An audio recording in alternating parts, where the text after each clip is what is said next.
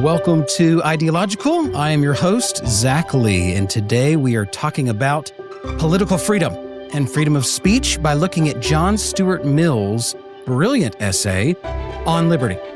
I think this essay is so incredible that it could basically solve all the political problems in America if we would just do it. I think it's that great. He's an interesting character. We're not going to spend a ton of time talking about him. We are going to talk some about his thoughts, because that's what we do here at Ideological. We talk about smart people things, unlike that sentence I just said. So, without further ado, let's hop into John Stuart Mill and his work on liberty, and let's talk about freedom of speech. So it was published in 1859, and it is one of the best defenses of liberty and freedom of speech ever written, in my because I'm often accused of being very humble, in my humble opinion. What it tries to do is it tries to answer the question of what type of liberty should people have politically and socially, and are there any limits to that, governmentally or socially? Now, John Stuart Mill is an interesting character. He really is brilliant.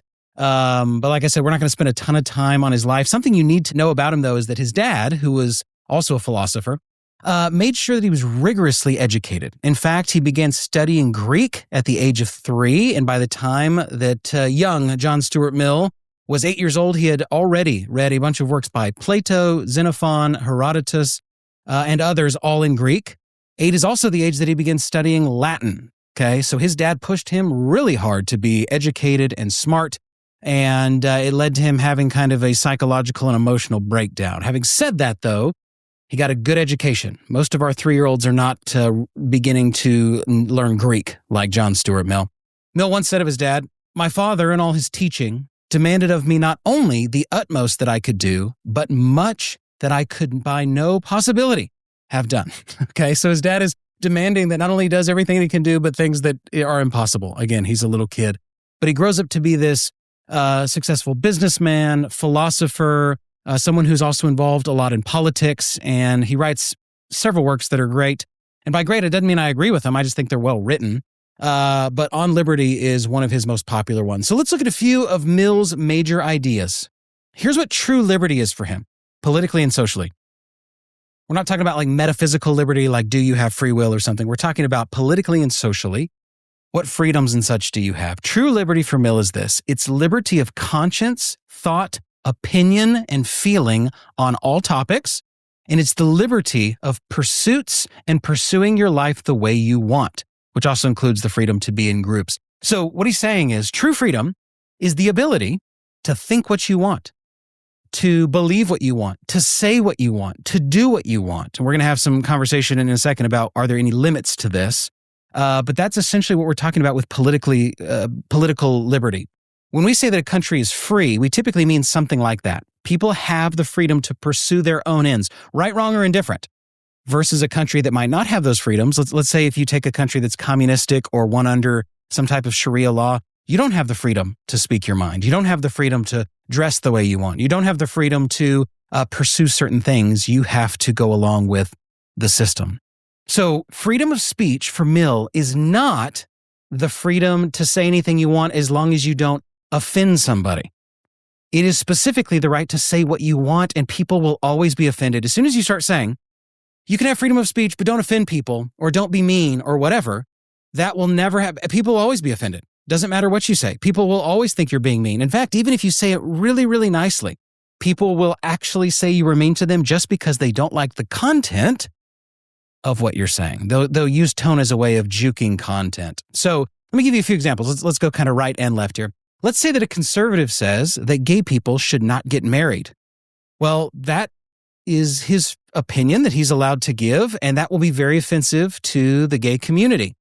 However, if a gay person says that they should be able to get married, that will severely offend the Islamic community. And so we can't make freedom of speech based off whether or not people are offended, or else there is no freedom of speech. Freedom of speech is the right to say what you want, and there will always be people who are offended, okay?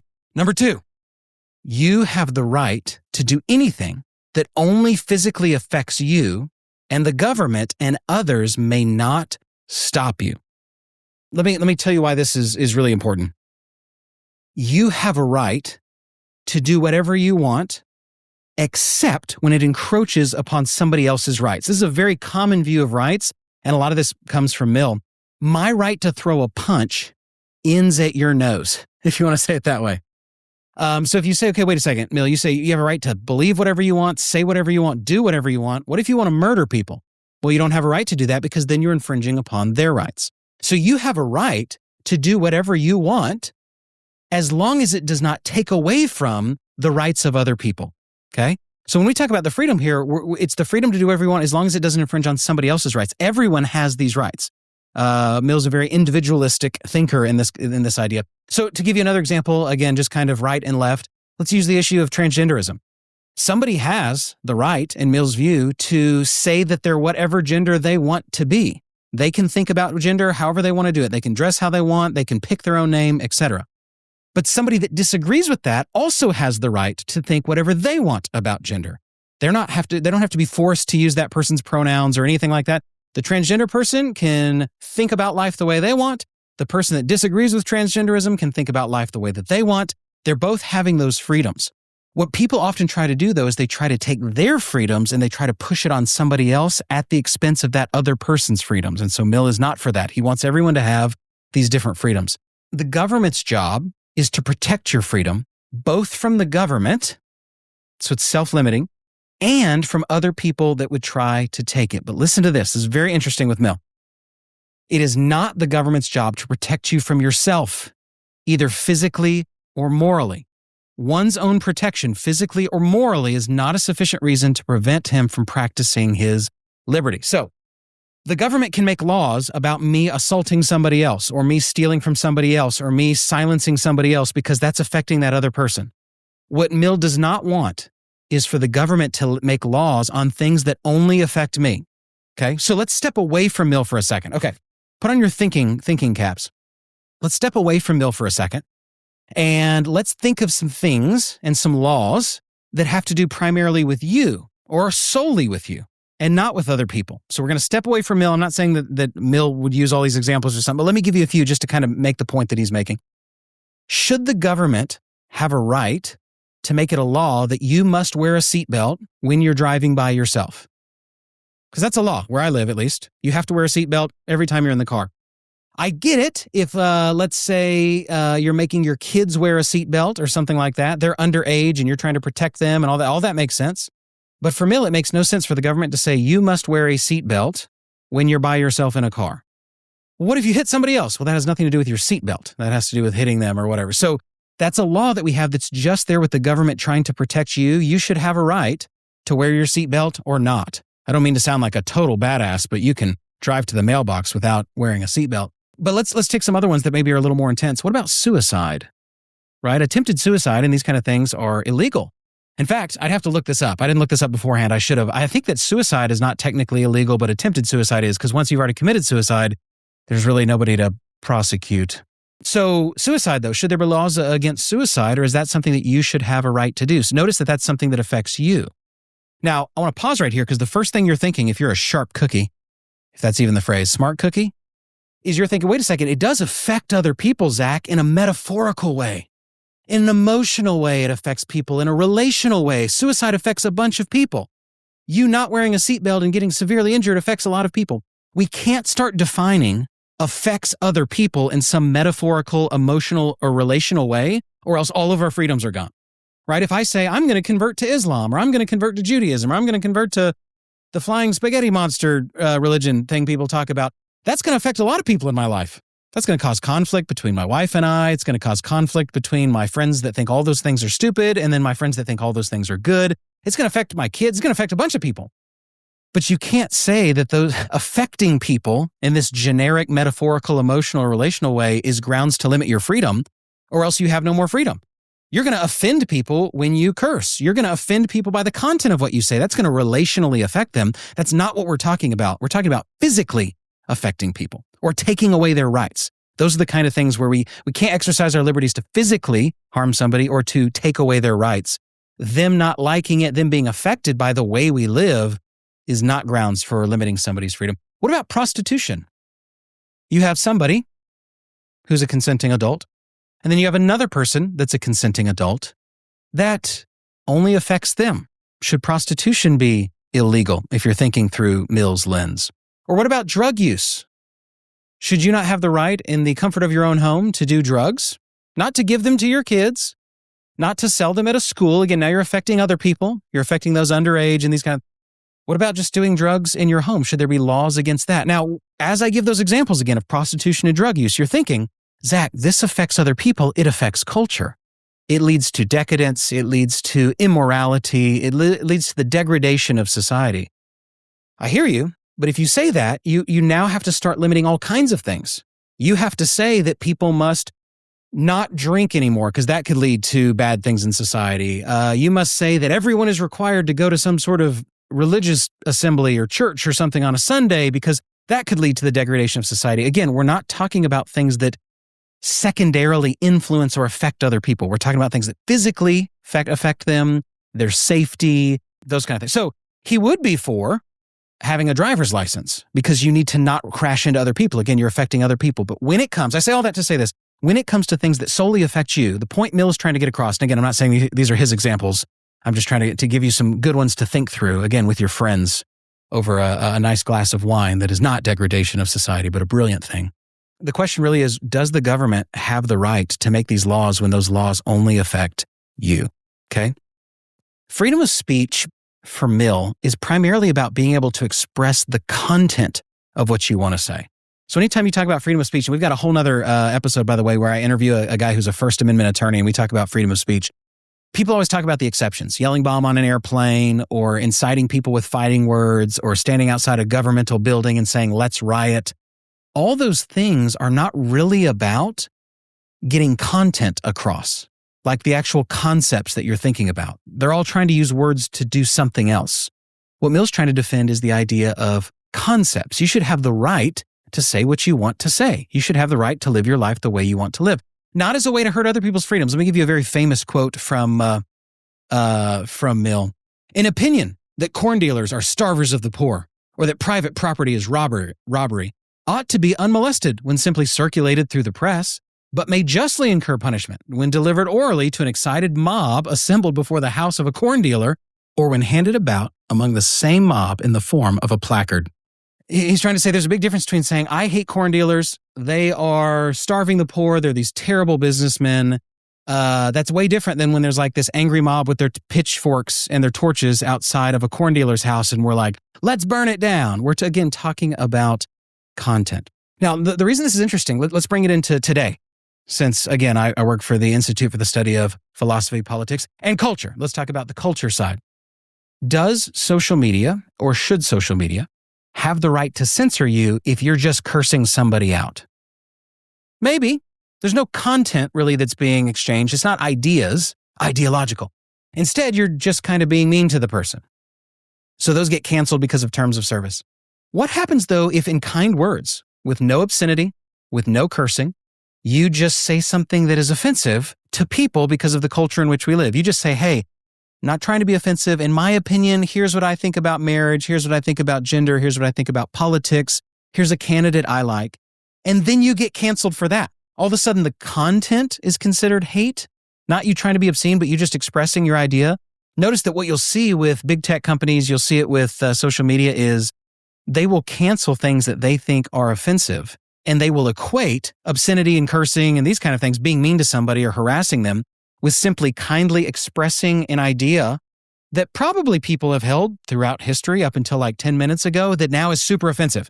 And so then they'll cancel you. Mill would be against that as well. That gets into a different issue of, can private companies restrict your freedom of speech versus the government? So you have to listen to my other episode, the interview I do with that attorney, to answer that. Number 3, liberty is defined as limiting the authority of the government. Okay, notice that Mill is a classical liberal. That does not mean a liberal like today. A classical liberal is somebody coming out of the Enlightenment with their thought. Obviously, he lives after the Enlightenment, but influenced by Enlightenment thought. They want smaller government, more freedom of speech, individualistic stuff, capitalism, etc. He says this: the aim, therefore, of patriots was to set limits to the power which the rulers should be suffered to exercise over the community, and this limitation was what they meant by liberty. So liberty is maintained by several things, 2 very important ones. One is inalienable rights. What we're trying to say in political theory by the concept of inalienable rights are, there are some things There are rights that you get from the government, okay? The right to call the police to be protected, or the right to drive on public roads or something like this. Inalienable rights, though, are rights that we're saying that the government didn't give you. You already had those, and they cannot take them away. It's part of what it means to be a human. This is why people talk about things like freedom of speech, freedom of religion, liberty, etc. The other one are constitutional checks, okay? Constitutional checks. Constitutional checks are there to prevent the government from abusing their power, okay? Mill also believed that bad officials should have some sort of way of being removed. And so those two things help protect us from tyrannical governments. Notice that any attempt to silence you, cancel you, make what you say criminal, etc. When you're expressing content, again, we're not talking about yelling bomb on a plane. That's a good rule to not yell bomb on a plane, unless there is a bomb. And then you should probably let people know. What's wrong with saying bomb on an airplane? You can't say bomb on an airplane. Bomb, bomb, bomb, bomb, bomb, bomb. Any attempt to steal the First Amendment, any attempt to get rid of your right to freedom of speech is an attempt of tyranny, whether it's by the government or people around you or individuals around you. Remember, the government's job isn't just to protect you from the government, although that's part of their job. Their job is also to protect you from others that are trying to steal your liberties. Okay, in the same way that my liberty cannot infringe on the liberty of another, their liberty doesn't get to infringe upon my liberty. Number 4, individuals have rights to be protected from the tyranny of the majority. Let me pause for a second. Let me tell you a view of democracy that a lot of people hold that is very confused. Most people think democracy, first of all, they think America is just a straight democracy instead of being a democratic republic or a constitutional republic.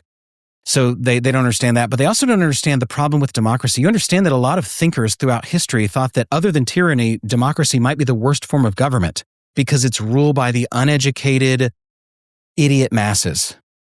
Straight democracy just becomes majority rule, and you get tyranny with that because then your rights can be trampled on by the majority. Let me give you an example. If you're thinking, no, Zach, I want straight democracy. I don't want to be in a republic. I don't want to elect representatives. I just want people straight, just numbers. Whoever has the numbers should win. Well, then you support slavery and you're a bigot. You understand what slavery says is because the majority has voted to oppress this small minority, they can be slaves for them because their rights can be overturned because that's what the majority has decided. You don't just want straight majority rule. You want individual rights that are still protected regardless of what people vote. Okay, now I'm not saying that you want minority rule or majority rule. That's not my point. My point is there have to be certain checks and certain inalienable rights that cannot be taken away from you regardless of what the majority thinks, because sometimes the majority's in the wrong. Okay? So I'm not saying we don't take into account what the majority wants. That's how vote, even with an electoral college, the electoral college goes the way of the majority of the state typically and these kind of things. So, but the point being is that you can't just say whatever the majority of people want, that's what we want. You have to say before that, regardless of what the majority wants, there are certain rights that we will never infringe upon. After that, then if you want to go with majority rules or whatever, that's going to be up to your particular political persuasion, okay? Tyranny of the majority basically overcomes liberties. It is worse, listen to this, than tyranny by the magistrate, as it is more subtle and pervasive. Sometimes what more infringes upon your rights is not what the government does, it's what private citizens do. It's what unthinking masses do. It's what people who just think like everybody else do. Let me give you a great quote here from Mill. I've got a few long quotes from him, so I hope you're a smart person and don't fall asleep when you're learning. That principle is that the sole end for which mankind are warranted, individually or collectively, in interfering with the liberty of action of any of their number is self-protection. That the only purpose for which power can be rightfully exercised over a member of a civilized community against his will is to prevent harm to others. His own good, either physical or moral, is not a sufficient warrant. He cannot rightfully be compelled to do or forbear because it will be better for him to do so, because it will make him happier, because in the opinions of others to do so would be wise or even right. These are good reasons for remonstrating with him, or reasoning with him, or persuading him, or entreating him, but not for compelling him or visiting him with any evil in case he do otherwise. What he's saying is you can restrict somebody's right if they're going to infringe upon the rights of the other or their safety. What you may not do is do that because you think it will be better for him morally, or you think it will make him happy or whatever. The government's job and the job of citizen, the government's job is to be somewhat agnostic and let you pursue life the way you want. They're supposed to be somewhat value neutral. People are not going to be value neutral, and they can debate with you. They can correct you. They can give you their thoughts, and you don't have to listen to them. So they're free to rebuke you. You're free to never talk to them again. Both are free to do what they want. There's a big debate in political philosophy that basically asks this question: should we make decisions based on what's best for individuals, or should we make decisions based on what's best for groups, the community? That is an absolute false dichotomy for modern people coming out of the Enlightenment, okay? People coming out of the early modern era. For these kind of guys like John Locke, guys like John Stuart Mill, what is best for the community is individual rights. When people are able to pursue what they want, that allows them to have the best community. Every time you try to just say, let's stomp out individual rights and do what's best for the community, then you have a bunch of people that agree and nobody's happy. And so for somebody like John Stuart Mill, someone who's a classical liberal, they would say that individual rights are what actually is best for the community. That is a false dichotomy to say individuals or group. What's best for the group is to have a group of people where people can individually pursue life the way they want to pursue it. Again, that's Mill's view, whether you like it or not. I'm not saying that is or is not my view. I'm just saying it's Mill's view. Number 5, all viewpoints and arguments have a right to be heard and debated. They may not be suppressed by their opponents or the government. Mill would absolutely hate everything today related to canceling because somebody doesn't agree with your tribe. What our culture does today is if somebody disagrees with you, they're of another political party, they're of another political persuasion, they hold different moral views than you, you get fired, you get canceled, your account gets locked on social media, people blacklist you. That is book burning, like modern day book burning. If you're right, have the debate. Mill thinks the best way to decide things is to have you give your view, uninterrupted. Explain your view, explain it, talk about it, research it, give the best case for your view. And I will give my view. And instead of canceling, let's let the best argument win. Okay? Logic is real. Logic is math. Math is real. Let the best argument win. So what we do today is instead of beating people in an argument, we just cancel them, silence them, whatever. And it's a childish way of just kind of sticking our fingers in our ears and yelling because we can't deal with somebody's good argument. Mill is totally against that. What canceling seeks to do is to guard someone's position by just not letting people hear the other position. The greatest safety is being able to argue your position is true and that your opponent's position is untrue. That's the best way to defend your. If you want your view to win and to be unassailable, make an unassailable argument. Don't just try to cancel somebody because they disagree with you, okay? If you want to silence your opponent, build a better case than them. Great quote again by Mill. If all mankind minus one were of one opinion, and only one person were of the contrary opinion, mankind would be no more justified in silencing that one person than he, if he had the power, would be justified in silencing mankind. Even if everyone in the world held one view and you didn't, to silence you is the same principle as you having the power to silence them, and that's a problem. Everyone gets to have their views out there, and if you look like an idiot, you look like an idiot. If people don't agree with you, they don't agree with you. But people get their say. They get the chance to debate, okay? Silencing someone's opinion is not just a crime against the person, it's a crime against all of society who now doesn't have the right to hear it. Mill even uses a great example that you even have the right to discuss tyrannicide, killing a governmental leader. You have the right to talk about it, okay? Now, whether or not you're planning it, whether or not you're going to do it, whether or not it physically happens, now you might be held responsible for it. But you at least have the right to say things like, it's not seditious to say things like, when could Americans take up arms against the government? That's something that you should discuss. Now, know that if you take up arms against the government and you're wrong, things are going to go bad for you. If you're right, things will still probably go bad for you. But you have a right to discuss it. Again, we're talking about freedom of concepts. Number 6, the process. This is something we've completely lost in culture. Debate and argumentation used to be seen as good and loving things. You both were trying to find truth. Now it's just people mudslinging. People are using words as weapons instead of using ideas as weapons and winning a debate that way. So number 6, the process of debate and hearing other people's opinions are good for everyone involved. Okay, think about it. If your position's correct, it allows you to make a case for it. You get to practice your liberty. It allows it to be tested by an opponent. It allows you to have to study. It benefits others who hear the debate. He says that truth becomes dead dogma if it is not allowed to be discussed and tested. So obviously, if your position's correct, that's going to benefit a bunch of people, but let's pretend for a second that it's not correct. There's still a benefit in people hearing the other side and hearing the debate. It allows other people to refute you and puts you back on a path of knowing what's true. It allows the correct position to be made stronger. It allows other people to find the small truths that might be in your position. When two positions fight, even if one is better than the other and one is right and the other's wrong, there's usually some element of truth in that other position, and you miss out on that when you're not allowed to have a debate. And sometimes what is originally thought to be the wrong position was actually right all along. The person who is not allowed to know about heresy, for example, is not as strong as the person who has studied it and found its flaws. Stop being scared of learning. I'll give you another Mill quote. No one can be a great thinker who does not recognize that as a thinker, it is his first duty to follow his intellect to whatever conclusions it may lead. Truth gains more even by the errors of one who with due study and preparation thinks for himself than by the true opinions of those who only hold them because they do not suffer themselves to think. Sometimes it is better to study and test it and be wrong.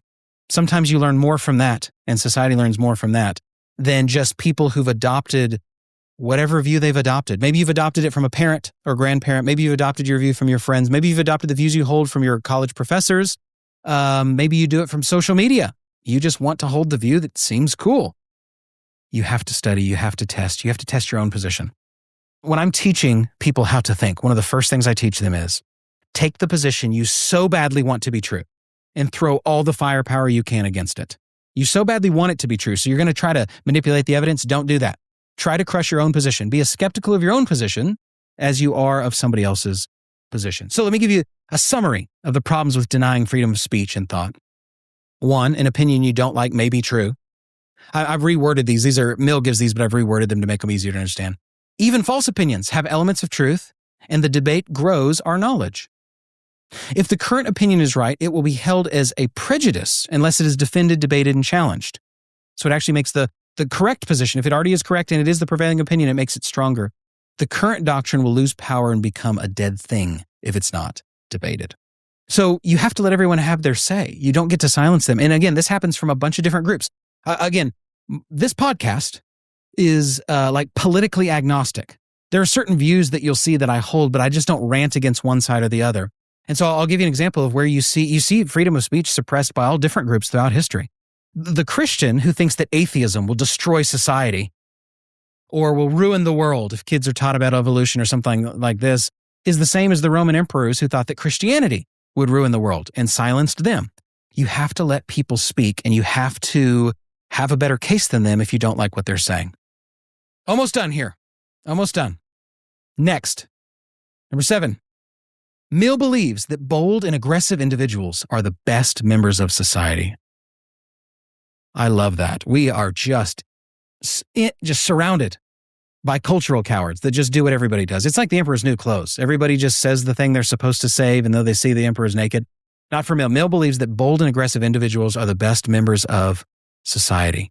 I'm trying to think of the quote. There's a quote by, what's his name? Charles Spurgeon, who was a religious leader in England. And he says, bold-hearted men are always called mean-spirited by cowards. Oh, great quote. Maybe he didn't actually say it. Maybe it's not attributed to him, but it's a great quote. If it's not from him, I will just steal it. So don't at me. Don't email me. Just take the content that I have the freedom to say of that quote. He supports those with strong personalities, pushing their talents and energies against the culture which wants them to tone it down. He hates censorship. He hates Christian self-denial, and he hates mediocrity. So for Mill, he's saying the great individuals are the winners. They're bold, they're aggressive, they have new ideas, they don't hold the views of other people, okay? Not any of the views, like we hold views like we exist or something like that, but they don't just go along with the unthinking masses. And so he thinks those are the best people. We live in a culture that wants to tone that down, right? If you're too aggressive or too strong or too handsome or too talented or whatever, we say that you're somehow this oppressor and you're bad, let's tone it down. Not for Mill, he thinks you should tone it up. He says this pagan self-assertion is one of the elements of human worth, as well as Christian self-denial.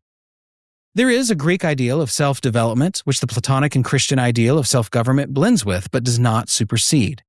It may be better to be a John Knox than an Alcibiades, but it is better to be a Pericles than either. Nor would a Pericles, if we had one in these days, be without anything good which belonged to John Knox. Okay? Notice that Mill holds to a type of elitism. Everyone should have the right and the freedom to do what they want. The main movers and shakers of society will be the people that are better than other people. Yes, I said this. I didn't say they were more human. I didn't say they were more ontologically human, or that other people's lives are not valuable or something like this, but some people are better than other people, meaning smarter, faster, stronger, harder workers, more intelligent, etc. Okay? More moral, if you hold to some sort of moral standard. My question to you is, are you an individual? Are you bold? Are you a free thinker? Or do you just hashtag whatever everyone else is hashtagging because it's the thing to do? Okay? Are you an original thinker?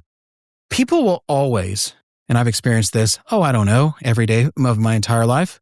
People will always, when they can't beat your content, when they can't beat your argument, they will turn to tone. So how it should work is I say something like 2 + 2 is 4, and they think it's 5, and so they're angry and they're sad. So instead of just saying, you know what, Zach, you're right, I'm sorry, I should have listened to you. Instead, what they do is they say, okay, I don't like the way that you said it.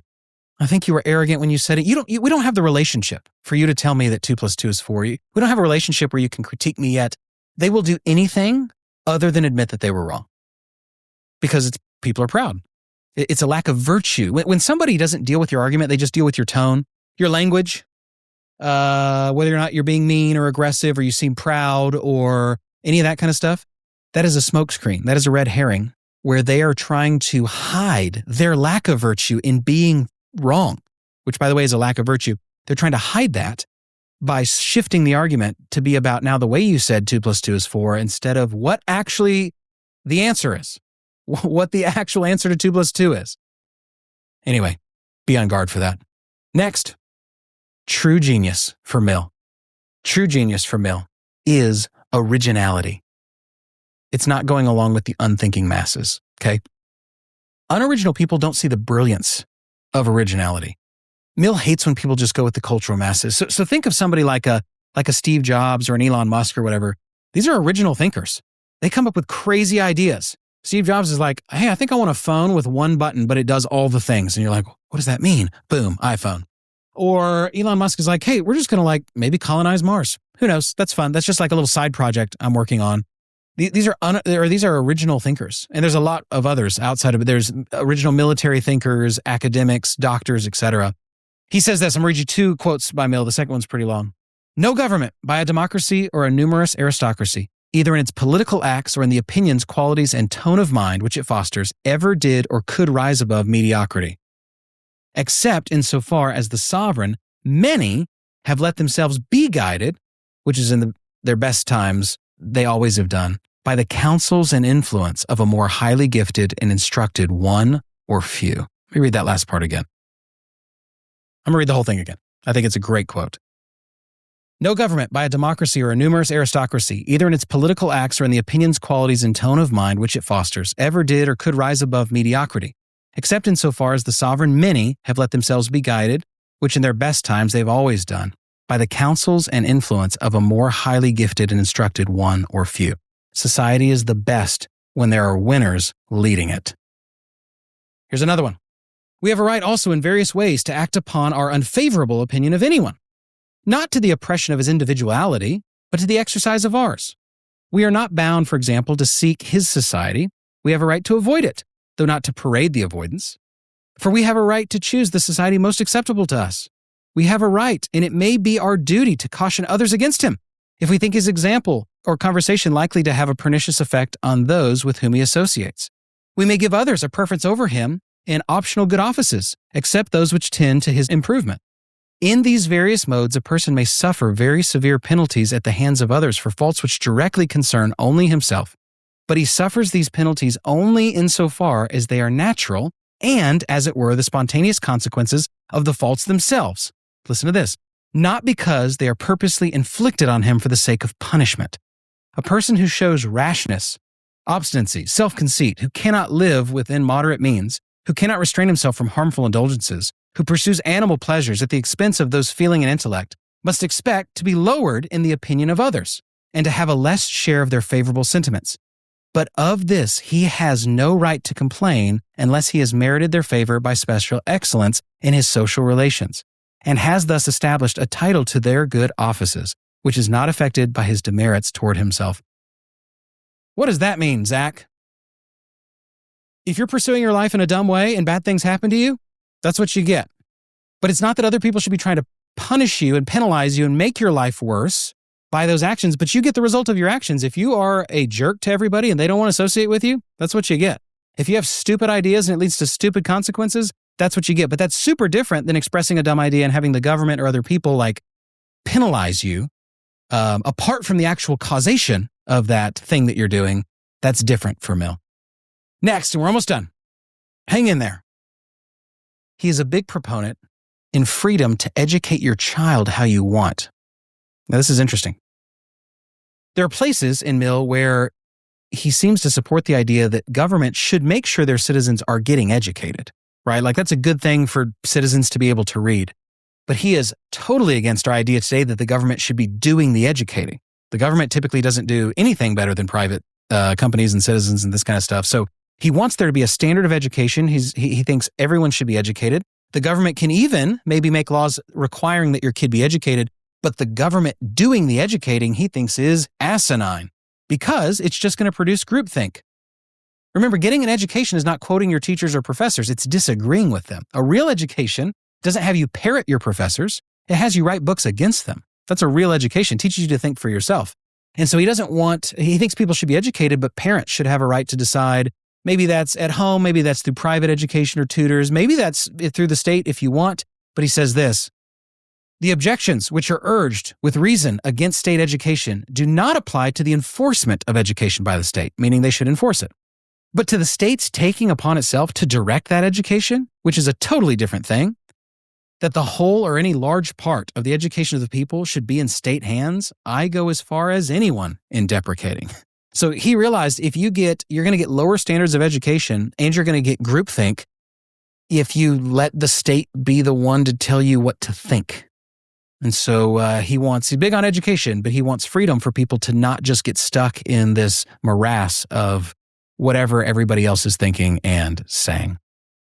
There's a lot of haters that think that Mill would approve of state education today, but he would be very against your kids being indoctrinated by the state, though he would be for the state enforcing education. He's not for ignorance. One who's obviously learning Greek and Latin when he's in single-digit numbers is certainly not an ignorant person. Let me give you some final thoughts here.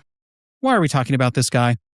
Well, I have a tendency to think freedom and liberty is a political topic, and that's what this podcast, it's one of the things this podcast deals with. We deal with things in culture, basically anything interesting. Politics, religion, psychology. I don't prescribe any medicine like a psychiatrist. Let me give you some final thoughts. If you read Mill's work on liberty today, it feels like revolutionary.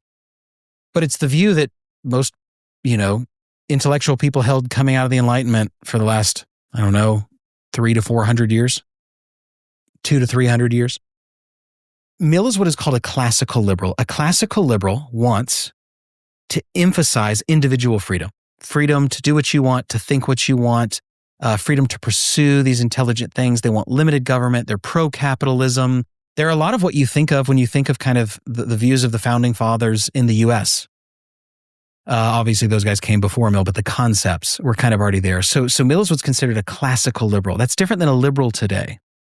What's weird is, 50 years ago, somebody who was politically liberal today had a tendency to really like Mill and say, John Stuart Mill's work on liberty is great. Stop telling us what to do, people on the right. We just want to live our lives. But what's weird now is conservatives like on liberty. And so now they're saying, hey, left, stop trying to cancel people and make them use your pronouns. Let us say and do what we want. So it's weird because Mill, being a classical liberal, was originally adopted by the left in America, but now he's kind of adopted by the right. And so it's an interesting thing to see a classical liberal be a modern conservative, because he was not be a conservative in several issues, but he also would disagree with the left on several issues when it comes to not allowing people to give their side or disagree with you when there's rioting instead of, debate and that kind of stuff. It's really interesting. I want to end with this. Regardless of where you're at on the political spectrum, this is true, left, right, or center. By the way, there's no such thing as center. Wake up. This isn't the 1960s, but left, right, or center. If you begin to limit the freedom of speech and people's liberties, you are sawing off the branch on which you're sitting. There are many institutions, even some universities, businesses, all kinds of stuff that have pushed for changing or getting rid of the First Amendment, trying to limit people's freedom of speech. That will hurt everyone. That's not just don't just think about who's in power now. Think about who's in power when it's the opposite party of yours. You cannot limit the freedom of speech. People have to be able to have concepts and ideas. That's how you prevent tyranny, left or right. So please, please, please, even if somebody has hurt you, even if you don't like what they say, even if they have been terribly mean, even if they've not agreed with you, you think it's hate speech, whatever it is, the goal is not to get rid of the medicine, the liberty. The goal is to learn how to use it.